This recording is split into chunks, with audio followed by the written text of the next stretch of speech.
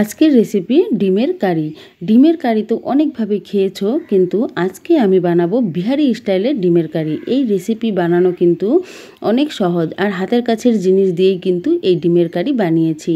পুরো ভিডিওটা দেখবে, আশা করছি তোমাদের খুব ভালো লাগবে। নমস্কার, আমি কল্পনা চলে এসেছি ডিমের কারি রেসিপি নিয়ে। এই ডিমের কারি রেসিপি বানানোর জন্য প্রথমে আমি নিয়ে নিব 6টা ডিম। ডিমগুলোকে আমি প্রথমে সেদ্ধ করে নিব। বন্ধুরা, ডিম যখন সেদ্ধ করবে তখন ডিমের মধ্যে হালকা লবণ দিয়ে সেদ্ধ করলে ডিমগুলো কিন্তু খুব ভালোভাবে সেদ্ধ হয় আর গায়ের মধ্যে লেগে থাকে না। তো এইভাবে দেখো, জলের মধ্যে আমি হাফ টেবিল স্পুন লবণ দিয়ে দিয়েছি। তো এইভাবে লবণ দিয়ে সেদ্ধ করে নিব ডিমগুলো একটু হাত দিয়ে ডুবিয়ে দিচ্ছি। খুব একটা বেশি জল দিব না, এই জলটাতেই আমার কিন্তু ডিমগুলো সেদ্ধ হয়ে যাবে।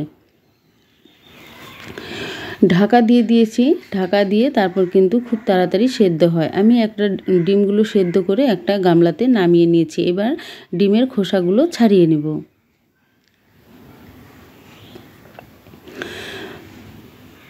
এইভাবে ডিমের খোসাগুলো সবগুলো ছাড়িয়ে তারপর কিন্তু অন্য প্রসেসে চলে যাব। তো এইভাবে দেখো, সবগুলো ডিমের খোসাই আমি ছাড়িয়ে নিয়েছি।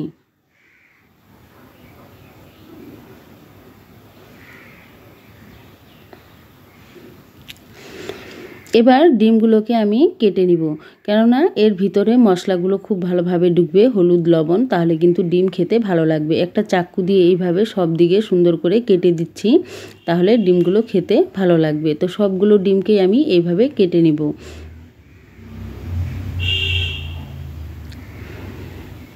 দেখো, আমি হাত দিয়ে দেখিয়ে দিচ্ছি কতটা ডিপ করে কেটেছি, তাহলে কিন্তু এখানে হলুদ লবণ খুব ভালোভাবে মশলাগুলো ঢুকবে।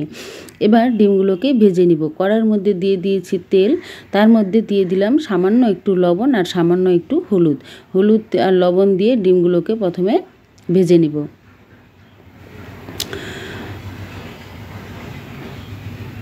এইভাবে ডিমগুলোকে ভেজে তারপর কিন্তু তুলে নেব। বন্ধুরা, তোমরা যদি নতুন হয়ে থাকো চ্যানেলটা সাবস্ক্রাইব করে দিও আর বেল আইকনে প্রেস করে রাখো, তাহলে নোটিফিকেশন পৌঁছে যাবে সবার আগে তোমার কাছে। নিত্য নতুন ভিডিওগুলো সবসময় কিন্তু পেয়ে যাবে কল্পনা মণ্ডল রান্নার রেসিপি এই চ্যানেল থেকে। এইখানে কিন্তু সবসময় বাঙালি রান্নাবান্না হয়ে থাকে। আর যদি ভালো লাগে অবশ্যই সাবস্ক্রাইব করে রাখো, আর কমেন্ট করে জানিও তোমাদের কেমন লাগলো এই ডিমের রেসিপি। তো চলো তাহলে এবার রান্নার প্রসেসে চলে যাচ্ছি। ডিমগুলো নামিয়ে নিলাম। এবার ওই তেলের মধ্যেই ফোড়নে দিয়ে দিব সাদা জিরে, শুকনো লঙ্কা, তেজপাতা, এগুলো ফোড়নে আমি দিয়ে দিলাম। জিরে দিয়েছি হাফ টেবিল স্পুন। এবার ফোড়নটা আমি লাল করে ভেজে নিব।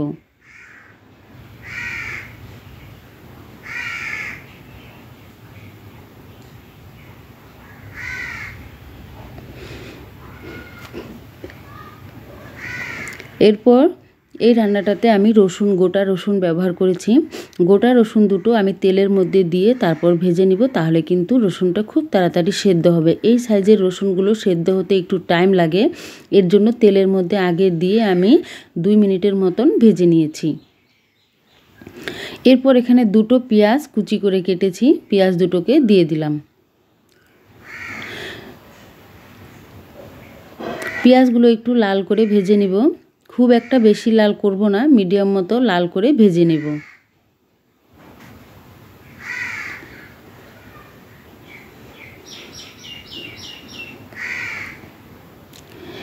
এইভাবে নেড়েচেড়ে ভেজে নেওয়ার পর দেখতে পাচ্ছ কতটা লাল, হালকা লাল হয়েছে। এই পর্যায়ে আমি দিয়ে দিব কাঁচা লঙ্কা বাটা। ঝালের পরিমাণটা তোমাদের আন্দাজ মতো দিবে। এখানে আমি 4টা কাঁচা লঙ্কাকে বেটে দিয়েছি, আর দিয়ে দিলাম আমি আদা রসুন বাটা, দিয়ে দিয়েছি একটা টমেটো বাটা।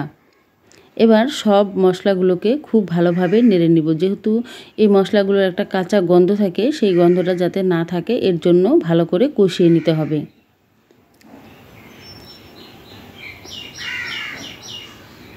এবার শুকনা মশলাগুলো দিয়ে দিলাম 1 টেবিল স্পুন কাশ্মীরি লঙ্কার গুঁড়ো, 1 টেবিল স্পুন ধনিয়ার গুঁড়ো, 1 টেবিল স্পুন জিরার গুঁড়ো। মশলা যাতে পুড়ে না যায় তার জন্য সামান্য একটু জল দিয়ে দিলাম, তাহলে মশলাটা কিন্তু অনেকক্ষণ ধরে খুব ভালো করে আমি কষাতে পারবো। এর জন্য সামান্য একটু জল দিয়ে দিয়েছি। তো এইভাবে কিন্তু গ্যাসের ফ্লেমটা এখন কিন্তু আমি মিডিয়ামে রেখেছি, মিডিয়ামে করে রেখেছি এর জন্যই, তাহলে মশলাটা কিন্তু অনেকক্ষণ ধরে খুব ভালো করে কষিয়ে নিতে পারবো। হাই করলে অনেক তাড়াতাড়ি পুড়ে যাওয়ার সম্ভাবনা থাকবে, এর জন্য। এবার আমি দিয়ে দিলাম 1 টেবিল স্পুনেরও একটু কম হলুদের গুঁড়ো আর পরিমাণ মতো লবণ। লবণটা আমি একবারে দিয়ে দিলাম, পরে আর লবণ দিব না, এই মশলাতেই দিয়ে দিলাম। এবার সব উপকরণ একসাথে খুব ভালোভাবে কষাতে হবে। এই ডিমের কারিটা একবার হলেও বাড়িতে রান্না করার অনুরোধ রইল। আপনারা সবাই এই রান্নাটা একবার করে খেলে তাহলে বুঝতে পারবেন এতটাই সুস্বাদু হয় ডিমের কারি বিহারি স্টাইলে। আর একদম মাংসের স্বাদকেও কিন্তু হার মানিয়ে দিবে। যে ডিম না খেতে চায় সেও কিন্তু এই রেসিপিটা খেলে বারবার খেতে মন চাইবে, এতই সুস্বাদু হয়। তো এইভাবে দেখো মশলাটা খুব সুন্দর কষিয়ে নিয়েছি, আর তেলটা কিন্তু ছেড়ে দিয়েছে, দেখতেই পাচ্ছ কালারটাও অনেকটা সুন্দর হয়েছে, আর তেলটাও কিন্তু ছাড়তে শুরু করছে। এই পর্যায়ে আমি এখানে দিয়ে দিব গরম জল। মশলাটা যখন খুব ভালোভাবে কষানো হয়ে যাবে তখন কিন্তু এর মধ্যে গরম জল দিবে। অবশ্যই গরম জল দেওয়ার চেষ্টা করবে, গরম জল দিলে তরকারির স্বাদ অনেকটা ভালো হয়। যেহেতু এটা গ্রেভি টাইপের আমি বানাবো, এর জন্য খুব একটা বেশি জল দিব না।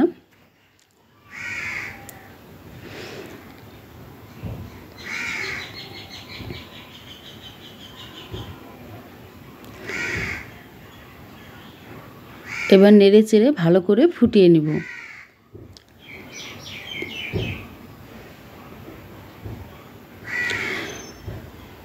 খুব সুন্দর কিন্তু ঝোলটা ফুটে গিয়েছে। এবার ডিম দিয়ে দিচ্ছি।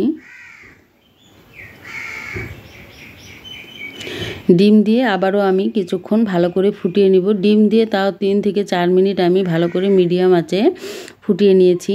তো এইভাবে ফুটিয়ে নিয়ে তারপর দিয়ে দিচ্ছি এখানে গরম মশলার গুঁড়ো।